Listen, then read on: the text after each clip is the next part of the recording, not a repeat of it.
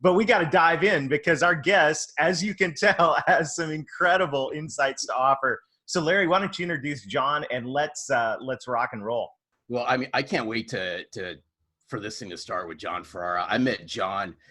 I always say if you really open up and you're human and you engage, you meet some of the coolest people, especially on LinkedIn or any social platform for that matter that you communicate to. And Jon and I struck up a friendship. We actually spoke, I'd say right before Thanksgiving time last November. And you know, the first thing that resonated, and I can't wait to dive into this, and I remember this, and Jon, I don't know if you remember or not, but we got on this whole topic of how do you become an influencer inside your network. I know that sentence right there resonated with me, and in fact, I stole it. Sorry, Jon, but I give you credit for it all the time. But without further ado, Jon Ferrara, welcome to Selling from the Heart. Thank you so much. I'm excited to be here with you guys here today. I really believe that our purpose on this planet, Larry, is to grow our souls. And we're here for a very brief period of time. And I think the best way to grow your soul is by helping other people grow theirs. Because if you're truly present with another human being and you share your authentic self, they'll reflect your shit back at you. And if you're willing to look at your shit in life and work on it, that's how you grow. And I do my best to be connected to other people and to teach and preach and to help other people grow. And that's how I grow, baby.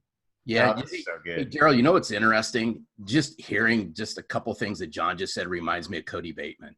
Yeah, it does. It does so much.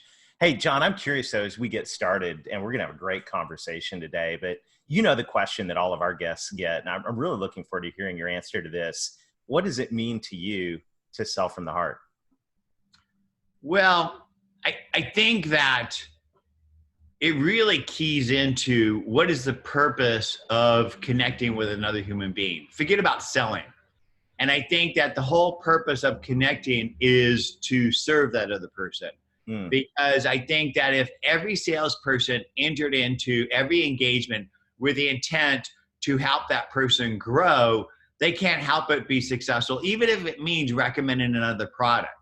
I think that people don't buy great products, they buy better versions of themselves. And so selling from the heart really means to flip around the whole idea of selling.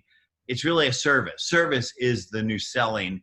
And it's not bagging and tagging customers to make your number. It's about how many people can you help grow. And if you do that, the riches of the world will be delivered to you. And this has been repeated time infinitum by people like Dale Carnegie and Zig Ziglar, who said, the more people you help grow, the more you will grow. So selling from the heart really starts with what is your intent of engaging that other human being. But beyond that, I think that selling from the heart is about connecting with that other human being, because ultimately you don't really take with you any of the riches that you gather through your commission checks.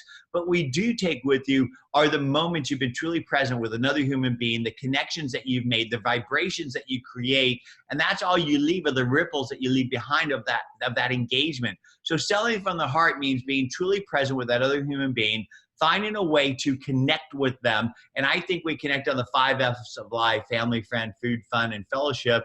And that's why when I was speaking with Larry just now, I started talking about the Dodgers. Well, guess what? Look at his wall, right?